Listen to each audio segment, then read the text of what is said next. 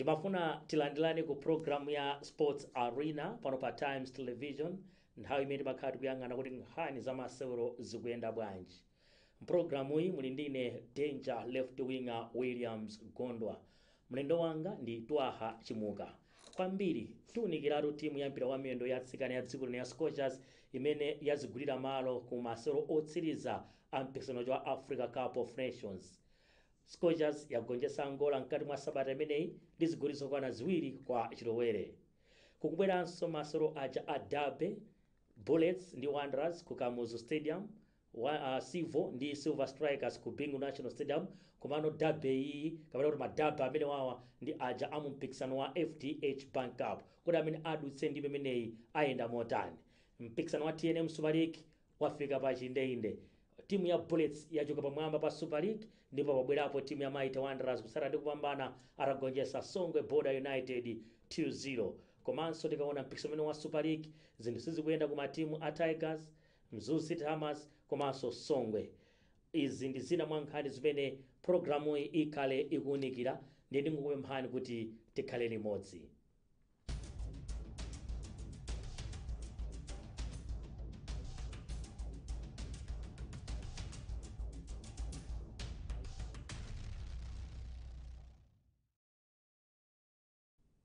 Monga tinakambira kuyamba program ine kuti andijoine mzanga Twaha Chimuka. Twaha, tikulandira program ya Sports Arena. Actually tili anthu okondwa kwa basi. Yeah, kwambiri. Aliyese Malawi ndi mene yachitira timu ya Scorchers. Fandi mayang'ana apa game ya Scorchers ndi Angola. Pa scoreboard. Kapena score sheet kuonetsa kuti Faith Chizimu zigoli ziwiri.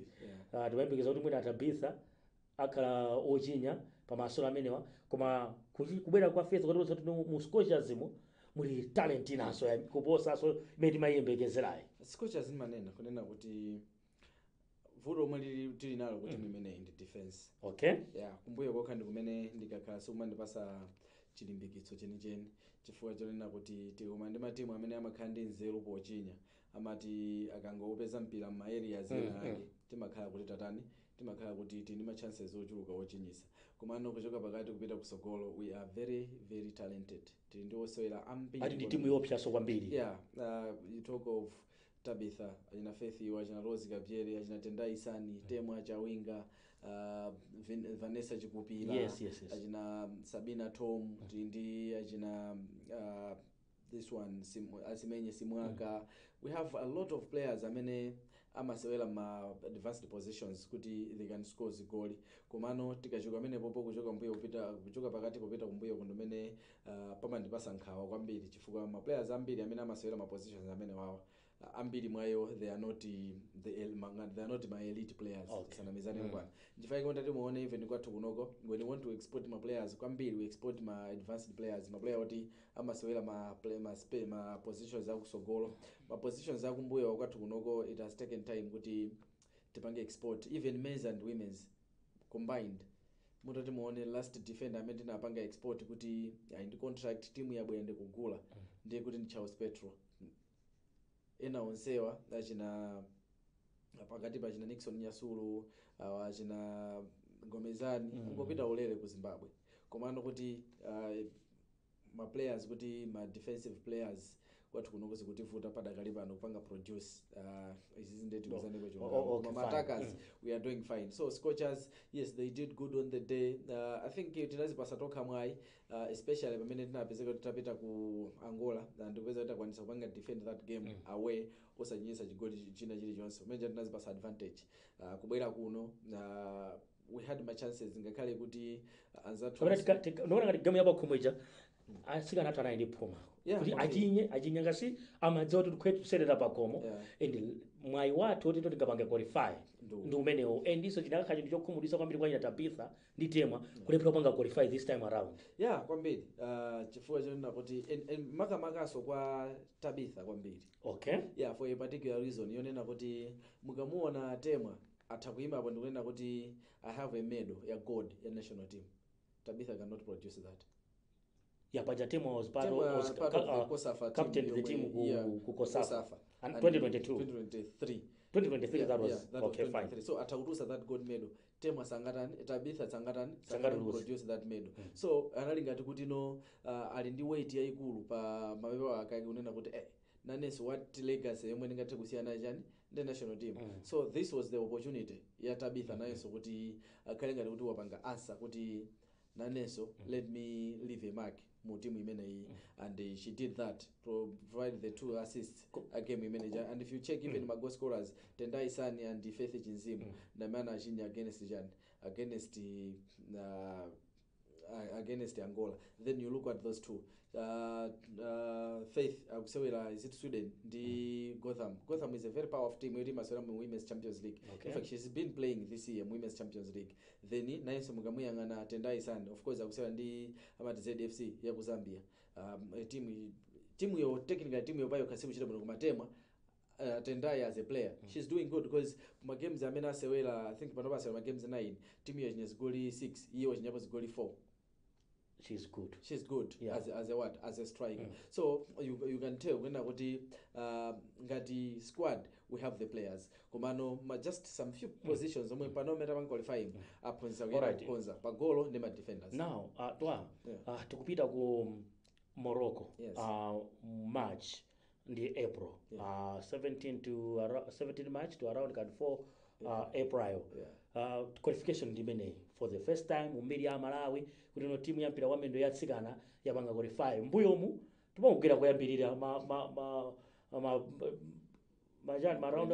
ma preliminaries muna first round tatuluka ukuona kuti no coach Love Mofazi and Football Association of Malawi tindi November December tiziyambira December yeah because November technically would say kuti mu November so probably mu November technically okay December January February tindi miezi 3 iyo tinoti konzeke kupita ku Morocco titani ngati Malawi plan yako chikuona kuti khala yotani choyamba tukena tizima strength yathu ngati dziko kuti kodi ife timakwanisa chani so tibank capitalize on zimene zozo kuti okay let's say mena kambira kumayambira yocho kuti ndi timu imene tili ndi ma forward players ambiri tima players osewera kusogolo ambiri amene ali abwino kusiyana ndi ma players amene amasewera ma positions akumbuyo kuti ma defenders. Now squad yathu tikena ma tournament ngati awawa mumapita ndi squad ya ma players 23 ndiye kuti panopa tikenena kukhala ndi plan yona okay tikhale ndi osewera 23 abwino ndi ena oti asokererapo in case of eventualities kuti yes kuti no mwina tindi timu ija makola 23 ajera atapeza ndi awo komano mwina wina wavulala ngati mezi nachitika yatemwa kenda kuti anapeza kuti mmene ma games awa Angola wakuchitika iyo chawatani iyo chawavulala koma definitely ku AFCON kuzapita mpira 23 ndi coach Fazili must work on 23 best players ata for now for preparation sake atakale 30 players okay fine kuti 7 they will be what they will be dropped or azaikida pa reserve list kuti inani muna unaona ameti kwa china chake titakutenga osewera kuti akasokerere mmenemo komando pano patikena khandi 23 amenewo. Now ndanena kale kunena kuti ife kunoko ndi ma players abwino amene amasewera kusogolo itimizi yona timu yathu ikena zapanga dominate kwambiri ndi ma attackers okay ndicho linga jonena kuti tizitha mwina sitauze saphunzira kuti panopa ayipanga plan ukhala ndi timu yomwe kan dominate kutsogolo kugwiritsa ntchito the principle yonena kuti chani the best defense is what is attack kuti kuchinjiriza kwabwino ndikupanga attack. So ife tuyena kungokhala ndi timu yabwino yonena kuti tingamaza pakhala ndi squad ndi osewera ambiri abwino omenya kutsogolo ndicho linga chonena matimu tingamaza kumana nawo iwo azakhala yona amene akuti panga defend ifeyo kuti ife tikupita because mezi ndiyo chepa kuti nero pano tisula ma defenders tinamizanepo tisanamizanepo timu yake ndiyo yomweyi timu yake yomweyi koma chomwe tiyena kuchita nchoenda kuti anzathu amene amasewera kusogolo taphunzise kuti azitha kupanga defend kusogolo konko okay yeah kuti matimu achefe kuti pango katha attack kuzikhala kocheperako posiya ndi ife imene tikuwapangira chani tikuwapangira attack. So you as khato always they are retreating pamene ife tikhato tikupanga be chani tupanga be press tukupita be kusogolo zimene zozo zizakhala ngati kuti zikutipa samwayi komanso china tinene pano kunena kuti tikenda kubwera kuberapo nzero pamene tayendesera women's football Okay, fine. Yeah, over the years mukayiona timu iyi Kuti the ifike imene project- yafika apa. yafika apa the project ya zaka not less than 10 yomwe yakhala ikutali. Kodi ndi timu yomwe tinkachinya Mozambique kandi 13-0 Yes, pompa Pakamuzu Stadium. yeah, timu Koma timakanika kudusa stage kudusa yachimene. mastage kumbukira nthawi imeneyo ndi Mozambique inali chani inali Olympic qualifiers. Yes. Waona, so muona kwenda kuti ndi timu imene tayisunga kwa nthawi yayitali osewera ake omweomwewo kumango Sokerera. komanso mango apasa chani kumango apasa nthawi yokwanira kuti okay keep what 10 muzikulabe so panopa mpaka tafika palepo ena timu yapangano chani yapangano qualify Yakhwima. yapangano qualify muona kwenda 2023 this team inali machani ma champions amu chani anali ma champions a Kosafa region pano tukamba zonena kuti yatani yapanqualify ku AFCON zomwe takhala tukamba mbuyo mukunena kuti even men's team ya Ato Flames kuti izakhale team yoyenda kuti kupita ku AFCON uja mowirikiza chomwe tikuyenda kuchita nchoyenda kuti tikhale kaye madolo akukosafa kunoko tiye tikhale kaye ndi team yoyenda kuti kupita ku Kosafa kuja tiziziwa kuti iyi west position third place koma otherwise ndiyonena kuti izifika final izikatenga chani izikatenga chikho chichi Okay. kupita pachano kutenga chikho cha kamozi kawiri tikauti tapangano build team yonda kuti even yomweyo kuitenga kuipitisa kuchani kuja ikakhala team yoti chani ikakhala dominant then team imeneyo nawo you can start looking at that team kuti ipangene qualify kupitano kuchani kupitano ku AFCON komano mmene tikumachitira apa pazinthu zathu zotani ndizovuta kwambiri chifukwa timajusa kwambiri chani chidule pamene ku women's sitinapange chidule china chilichonse Tinatenga process. That's what tinatenga process yoyenerera ma player mukayangana squad this is very same squad inatenga chani inatenga Kosafa. These are the very same what players anakatenga Kosafa awo abwera pano atenga pano atani apanqualify kupita ku Morocco AFCON 2026 so mukuti kuyenerabe kupanga build team like this numapita because I remember back then I think that was 2021 even 2023 ku Amaryllis Hotel akuira ndi team itatenga chikho the then farm president otanyamira ananena kunena kuti timu iyi panopa the team yomwe ili very very close to qualify to Jan to Women's World Cup and then taiona kuti yapangano qualify to Jan to AFCON high chances even the under 20 ikasewera ndi Benin there are also higher chances on ice to have qualify kupita Jan ku under 20 World Cup chifukwa chonda kuti these players anabedwa kupangidwa build pakanthawi and pano agwirano apangano Jan apangano build team imodzi we need to do the same ku men's football chabwino ummenemo ndimene tayambira program ya Sports Arena pano pa Times Television timaonekeratu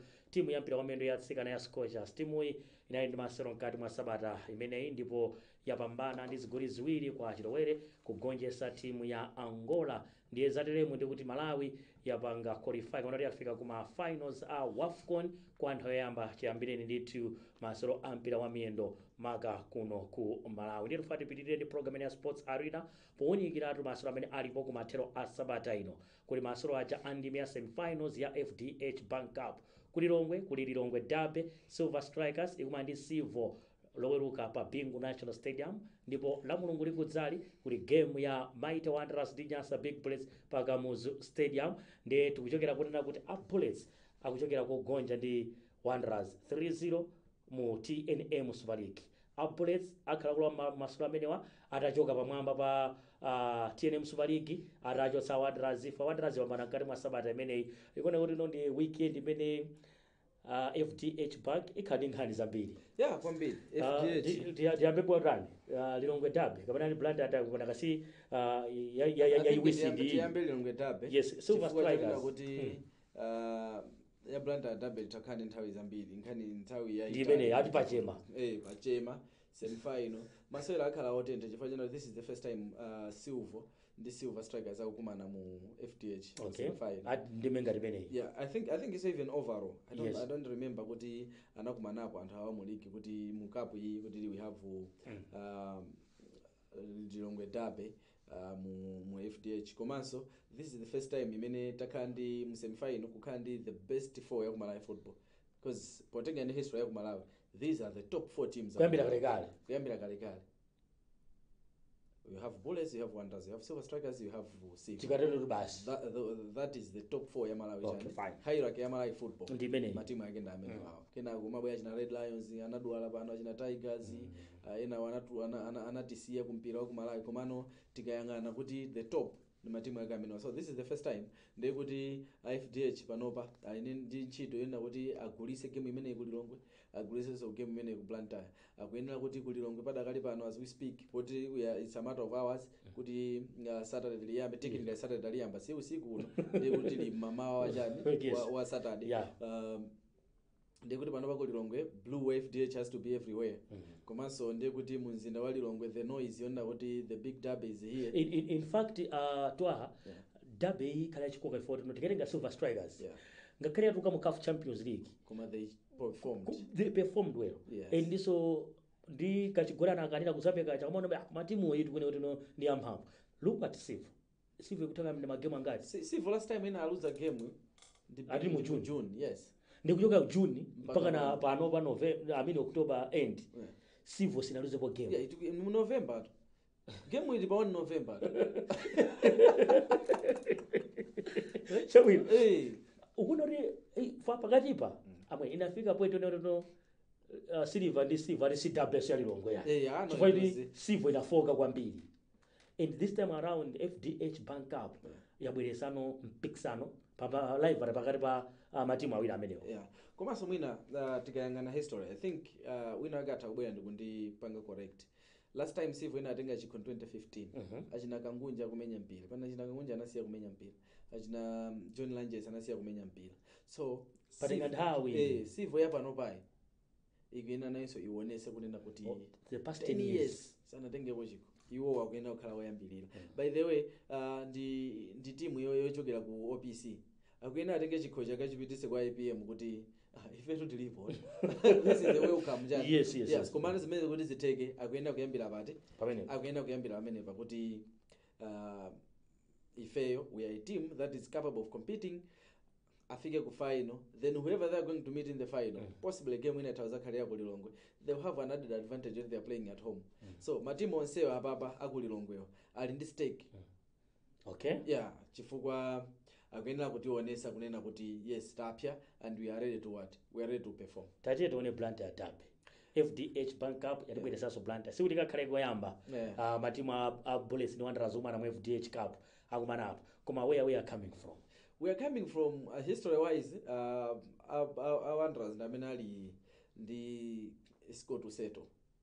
In fact tuzidi Wanderers for the past chiyambire ndi pikisano sadachitengepo and sanafike so fine. Komanso neba wawo wapanga humiliate kokwanira pachana Bullets 4-0 ubingu ujeni semi final team ine ya Wanderers ndiye pano ndi nthawi yoti akabweze mangawa oti atane oti abweze ndiye nthawi yake ndino akuyenda onse kupita pa ground ndi mtima onena kuti chikho ichi tikuyenera kuti ifeyo at least tichitani tichisiye pa cabinet yathu show of yathu tikakhala ufunika tiziona kuti we have FDH.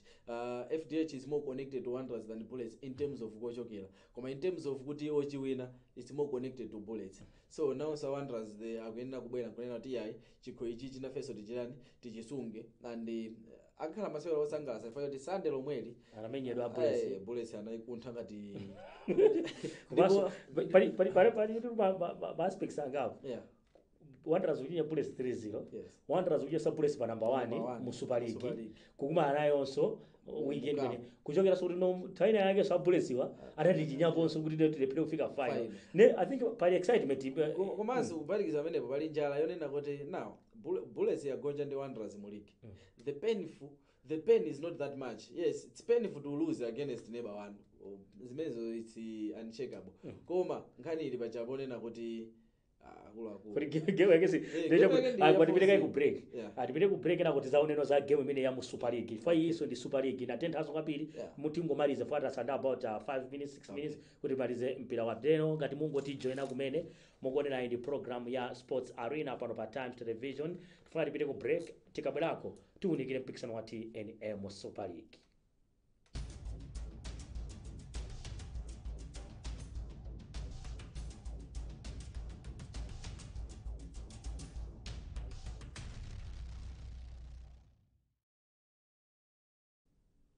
Talowa gawo lotsiriza la program ya Sports Arena twaha 5 minutes imwe tili nayo ndikufati kambeza mpikisano wa TNM Super League kwamwina mwamsangasanga Tom amene akuti jambula tangotionetsera zotsatira zamkati mwa sabata imene tikungoyimalizayi fa kunali ma game amene Wanderers inagonjetsa timu ya utakuona twaha mkati mwa wiki imene Wednesday tinaona Wanderers kugonjetsa Songwe makamba nthena yake unaona imene yawo yasisa Bullets pa number 1 ndi imeneyi nditi naonanso Camus Barracks winja Mzuzu City Hammers ndikuita mwasangasanga wayona game imene ndi weekend imene kuli ma games amene akhala kuseweredwa Saturday lomweli titaona fixture Camus Barracks pa 1 kuma ndi Chitipa Mzuzu ndi Craig Ekaya ndi Goshen City Sunday Tigers ndi Mafco Moyale ndi Songwe Border tatipasa ndi lock table kuti nonso pano maselo akuyenda bwanji lock table ndimene utakuona nonso pano Wanderers yasekula gabu ya 2 points ndi 51 Bullets ali pa number 2 ndi 49 Silver ali ndi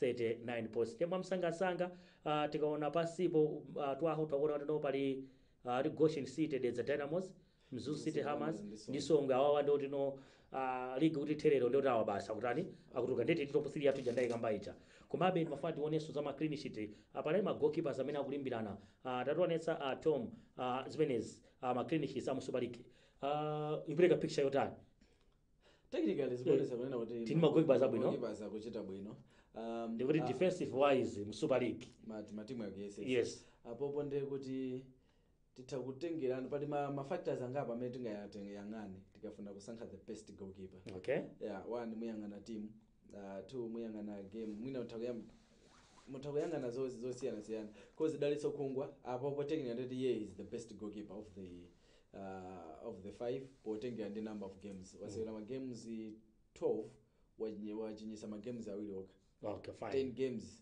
wanga keep clean sheet potengera ndi that region that aspect ya ma games over clean sheets ndio is the top goalkeeper koma potengera club ndiye kuti Jacob Anyandwile wa Chitipa ndiye kuti could also go as the one of the best goalkeepers potengera ndi club bena kusewerera you look at Chitipa United kuti Chitipa ikumane ndi Wanderers ikumane ndi Bullets ikumane ndi Silver Sivo and then tukani ma clean sheet and then you play just 16 games ndipeze kuti wasunga pa ma games 16 ipo wachinyisa ma games 6 okha 10 wapanga keep clean sheet ndi record yabwino chimozi mwenso Rahman John you look at Sivo komabe Sivo tukamba ndi kuti Sivo imozi mwa secret imene yathandizira kuti kuyambira June to now asamagonje they should be the goalkeeper okay fine kamba kwenda kuti he has played 18 games wachinyisa ma games 10 or ma games 8 okha 10 wasana achinyise then we have Innocent Nyasulu kuma then you look at the club he plays Bullets it's the club yaikulu akamisa tali pamenepo justified kena kuma Green Mwale nayenso I think that one naye so yes it's good komano you look at my games angati my games 21 wachinyisa my games 11 sana chisa my games 10 at least balanced one komano it's good kunena kuti na pada kali panova ma goalkeepers now they are pushing kuti asamachinyise zomwe ndi zabwino ndeta tete tabwerera mwasangasanga tuzoti nthawi yatithera ma video ya dub ya vitaija titaona kuti no kuti mwina just a minute by a minute panga analysis just nakasiti kuona kuti kuli game yaikulu so yauja FDH Cup tikaona ndi menene ali game ya Super League no pakhaso chinkuliro pakati pa Wanderers ndi Bullets chinkuliro ano chikhalapo no matter what kamba kuonena kuti zilingati neba wako amene umapikisana naye kuti lero waphika nyama inese ndikina kuphika nyama iye chikwina kapeza kuti iye waphika nyama iwe kupeza kuti si umene unaponya unali kuphika nyemba umapya bentima kuti no wandiposa uja onse kuti mawala kero ndi kuti ukazingire size kukana so I think game hii Wanderers missed out rather Bullets missed out on how they arranged their team chifukwa chona kuti first you look at the defense you look at that those players are not compact enough and they were creating those scenarios kwambiri chomwe naona kuti vuto lalikulu linali nkhani ya partnership the defensive partnership mukamuyang'ana Andrew Juvenal game yake yomaliza anasewera liti I think 2 months ago then from there mukungombwerezera kummenyesa dabe utaona defense inagona if you look at this goal I think we're going to have a play of this muona kwenda kuti the defense ina vuto lalikulu kwambiri you look at this one he's failing even to run kuti apange cover you look at the goal chingatipase picture yabwino kuti if you want to analyze chitipase a very good picture yoti titakuwa pange analyze amalawi you look at that we pause it here let's pause there there before these boys played taimise zingaita before the boys played pang'ono ngobweranso kwa the one taking the shot there takauta wayimisa amenepo. If you look at how these players are positioned, right, muona kuti kumene kuchokera mpira uja, how many players as Wanderers are attacking the box atatu already. That's 1v1. Yes. Now if you have a 1v1 situation and you know you are the one yeah, waona if you check three Wanderers players are already in the box, then there's one coming in. Now if you play in your 1v1 mu defensive position kuti you are the one defending, mumakhala kuti you are disadvantaged chifukwa amene ali mpira yo amakhala kuti amene ali more protected than you amene mpanga chani amene mpanga defend. Komanso over this game Wanderers, one thing they did good was man marking 1v1 each and every time. Mutani muyangana apa muona kwena, let's go back to that action, muona kwena kuti wina aliyense wa Wanderers aliyense ali pa munthu wina aliyense amakhala kuti watenga munthu pamene the same scenario kuti mungoyipanga reverse bullets imapezeka kuti imatha kuasiya ma players a Wanderers kuti they should play without any pressure. Akuruza Tom kuti no nthawi yathu yatithera kwabe kuti no FDH bank up tizakhandi analysis yabwino on Monday kuti no kuti tikuchekera pati kuti ponda agonjanso katatu ndi Wanderers chitengere ndi Bullets koma ndithokoze kuti unabwera mu sports arena because no weekend imene tinjoya kwa basi kuti chipando cha mpira mwina taupezeka kuti mama atakuyamba kulira tikapita kuno mojera timakonda kugona mapito yake kupezeka kuti usiku omweyo kubweranso kumabwera kuno kapena kupita kulilongwe kamazati 6 7 mabanduka kumabwera kublanda zaonesa dape. Ndikufuna ndithokoze Twaha Chimuka amene anali mlendo wanga mprogram ine ya sports arena, koma Thomas Timata ndamene mongolera zonse pamakina kuti tioneke mene tikuonekera ndamene amati jambula program ineyi. Ine ndi Williams Gondwa ndingoti pitirizana kuonera kanema wa Times mwakoma nonse.